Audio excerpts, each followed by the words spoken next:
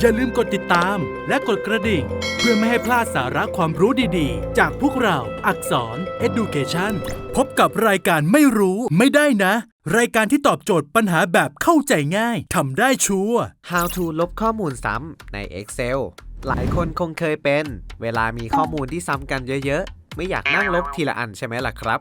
วันนี้ผมมีวิธีง่ายๆมาแนะนำครับคลิกคอลัมน์ข้อมูลที่ต้องการลบข้อมูลซ้ำออก 2. ไปที่แท็บข้อมูลเลือกเครื่องมือเอารายการที่ซ้ำกันออก 3. ก็จะขึ้นหน้าต่างให้เราเลือกทั้งหมดและกดตกลงเท่านี้ข้อมูลที่ซ้ำกันก็จะหายไปโดยจะมีหน้าต่างบอกให้เรารู้ว่าลบข้อมูลซ้ำไปเท่าไหร่และยุบรวมแล้วมีจำนวนเท่าไหร่จากนั้นกดตกลงก็เป็นอันสำเร็จแล้วครับ